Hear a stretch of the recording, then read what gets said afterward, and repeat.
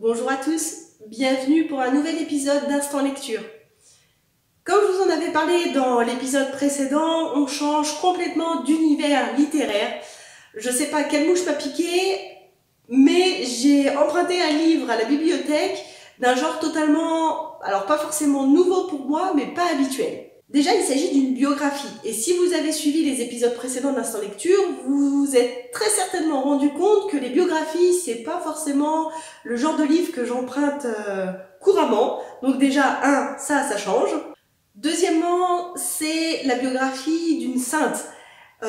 Et franchement, la religion et moi, ça fait deux. Donc ça, deuxième point qui change de l'ordinaire. Et pour couronner le tout, troisième point, c'est une biographie d'une sainte et c'est un gros pavé qui fait à peu près 500 pages.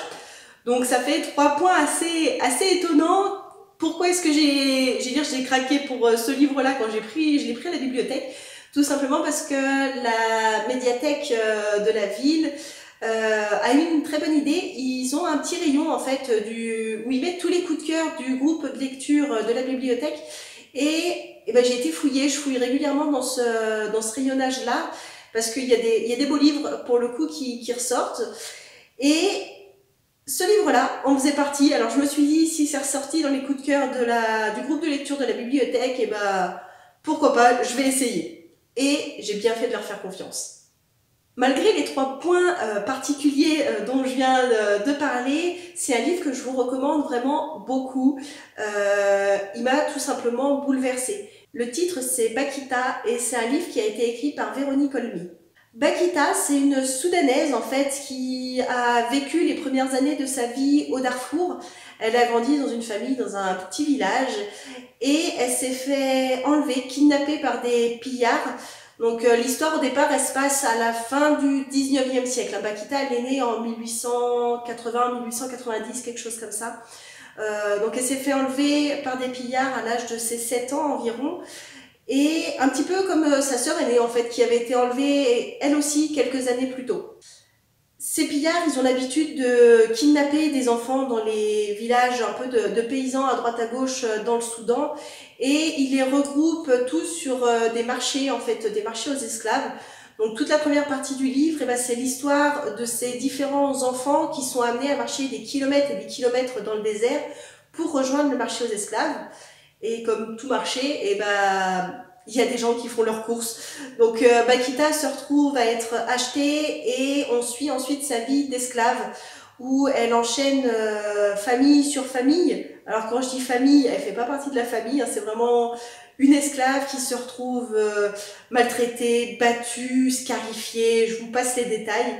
Donc ça c'est la première partie de sa vie jusqu'au jour où elle croise la route du consul d'Italie qui l'achète à son tour et là sa vie va complètement changer.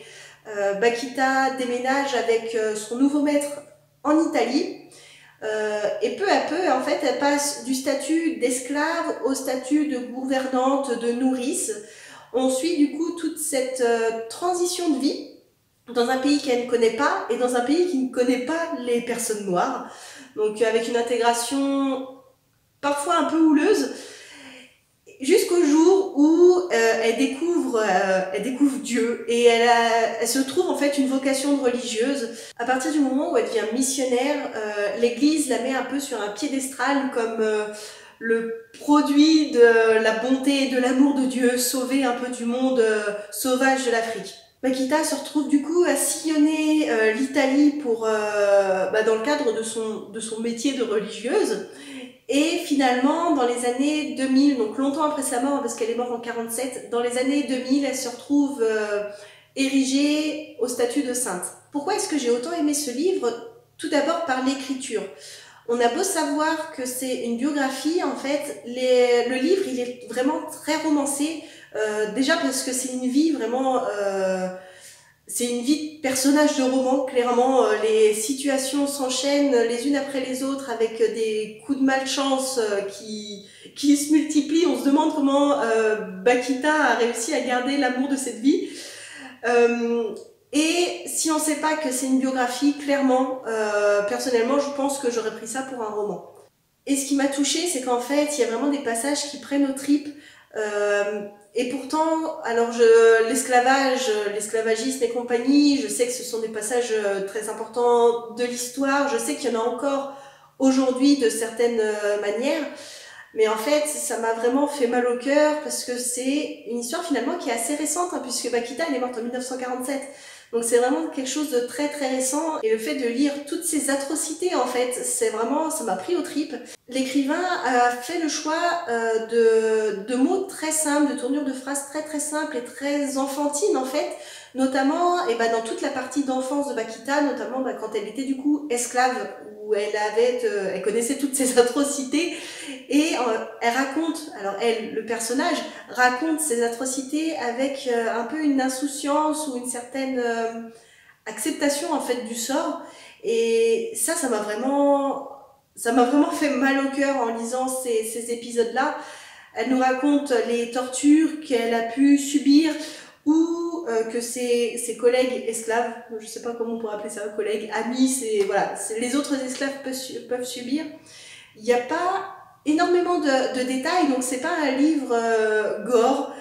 Et justement, le fait que ce soit raconté de façon si simple, on s'imagine vraiment toute la souffrance que les personnages du livre, mais finalement ce sont des vrais humains qui ont vécu, toutes les souffrances que ces personnages ont pu subir, on les ressent en fait au plus profond de soi grâce à cette écriture vraiment ultra simple. Pour résumer, Bakita, ça m'a vraiment réconcilié avec les biographies, et c'est un livre que je vous conseille fortement.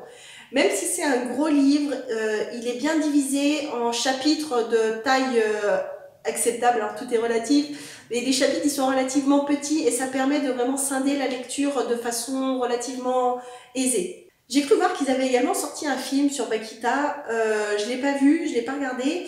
Si vous l'avez déjà vu, je serais vraiment preneuse de vos retours, savoir s'il est intéressant, si ça vaut le coup que je le mette sur ma liste de lecture vidéo. Voilà, j'espère que cette vidéo vous incitera à tester ou réessayer des genres littéraires auxquels vous n'avez pas forcément l'habitude, parce que finalement, il y a vraiment des pépites dans tous les genres de livres. J'étais pas très biographie, là, ça m'a vraiment réconciliée avec. Et si votre bibliothèque elle a un rayon coup de cœur, je vous incite fortement à les tester. Ça peut vous donner envie d'essayer de nouveaux livres, tout en sachant qu'il y a un certain nombre de personnes qui les ont appréciés. Donc c'est toujours rassurant, et ça peut permettre de passer, de passer le cap pour essayer d'autres styles de livres. Voilà, et je vous dis à très bientôt, portez-vous bien et profitez des mauvais jours pour ressortir des bouquins. À bientôt!